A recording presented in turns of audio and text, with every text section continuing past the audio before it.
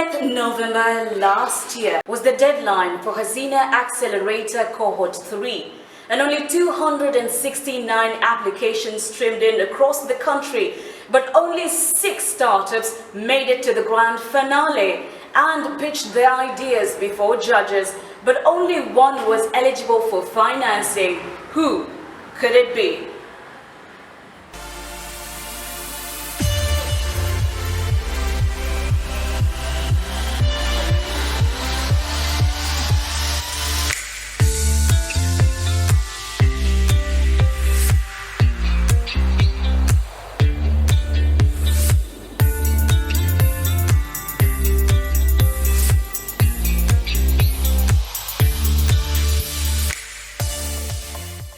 Let's find out.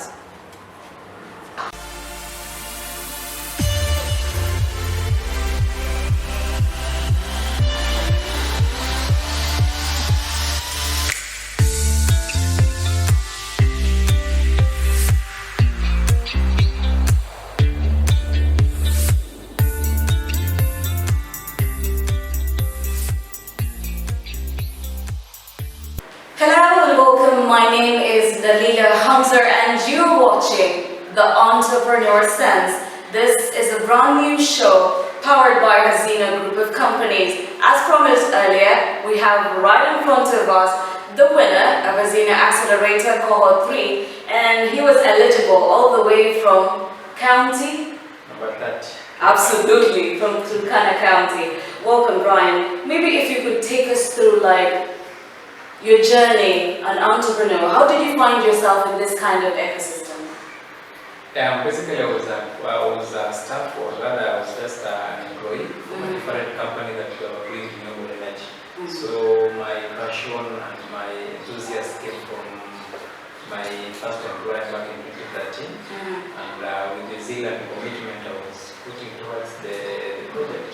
I saw an opportunity, I saw a dream to change the lives of people, how to access clean energy. And that's how I got myself into this industry. So to you, what does it mean in Usafi Green Energy? How did you come up with this kind of idea? Yeah, Usafi is a Swahili word, means clean, and basically we are dealing with clean energy. These are renewable energy, whereby we convert waste into clean energy by producing multiple products that are used for domestic and also we manufacture foodstuff. So Usafi generally commenced its operation in 2020, whereby we began our operations. Just as a startup that we are, with a team of only 2, and we have grown. Now we are having around a team of 18 staff, and through support of various partners, and that's helped us to upscale our sales a bit because we're majorly working in Turkana, specifically the refugee camp. Yeah. We'd like to congratulate you for being eligible for this kind of finance. You come from Turkana. We've seen a lot of refugees who are there. When it comes to matters of, kind of environment conservation, this idea, in nailing it down, what was your market strategy like? Yeah, basically, as we know, Turkana is a marginalized county, actually one of the poorest county as per the index in Kenya, and they have there's a lot of deforestation that happened there. So basically our focus was what we call a plant that is called invasive prosopis, which has affected almost 24,000 hectares nearby or nearing 4 counties, Baringo, West Cohort and the Samburu. So this crop kill livestock, prevent any farming going around. So we decided that through partnership with the county government to cut it down and convert it into green energy. So the reason why we pitched camp in Turkana, we saw this as a potential raw material for us to use. But you said it's quite dangerous, right? Yes. So how, maybe you could make us understand, how does it work? How do you make it out of danger for it to be consumed? Basically, the tree grows almost to 15 feet deep. Okay. So you can imagine how it's deep rooted.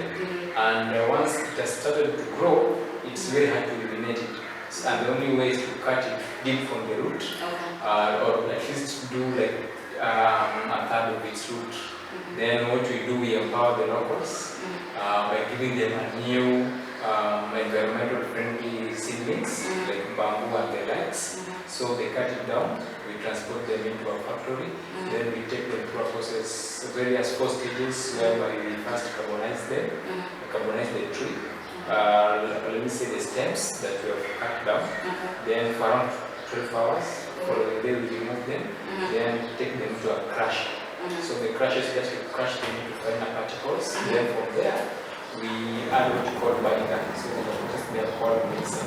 From the crusher we go to mixing. So we mix the cassava and now these crushed materials, and this stage is called the char. So from there we will stick together, then we take them into a briquetting machine whereby we just compress it.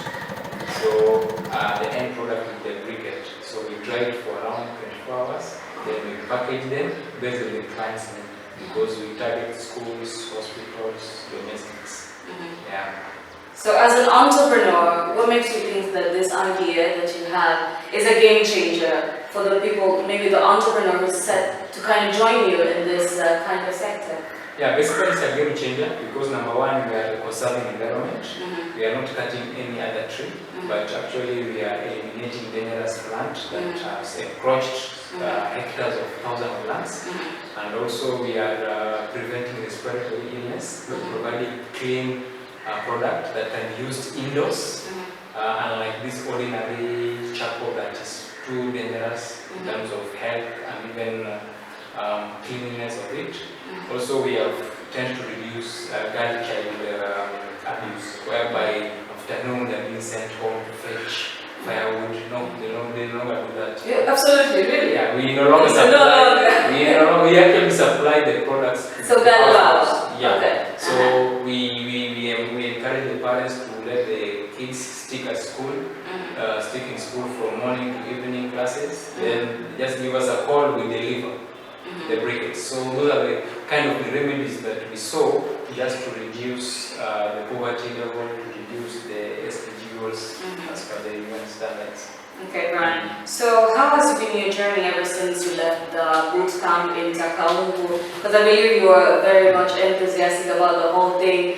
Did you imagine that you will be eligible for this kind of financing? Actually, I wasn't expecting it because you are all the best. Actually, from the previous cohort team members, and it was a learning process. We learned a lot through the training, the business model, the pitching, and even how to be investor ready. And through that training, it has helped us to grow bigger and also to learn in terms of management and planning of our accounting system, procurement system, even supervision of staffs. So it has helped us to grow, and especially at this stage whereby now we are here as the winners for the award, we are planning to buy assets so that it can upscale our activity.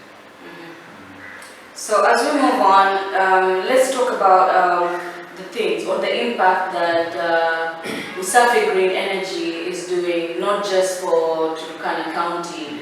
Where else can we find you guys, and how are you incorporating other youths to join you? Yeah, basically we began operation in Thika, that is in Kiambu County.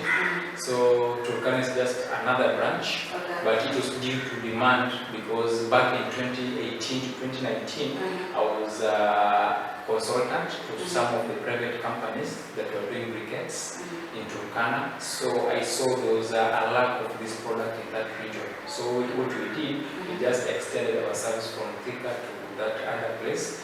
However, we can supply the briquettes countrywide. Whoever needs the product, we can supply the cookstoves. We do larger cookstoves for schools, we install schools cookstoves from any liters that depending on the population of the school.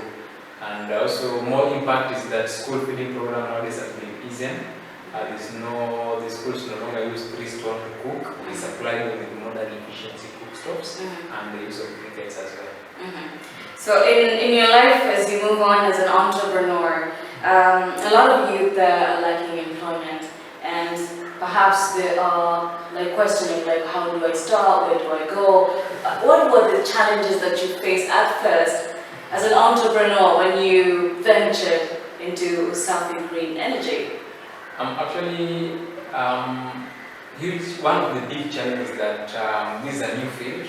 There's no any school that does this in terms of training, specifically the briquettes. Yes, there's a faculty of renewable energies in various universities, but I can say, or I can urge the government to put more emphasis particularly on clean energy so that people can understand.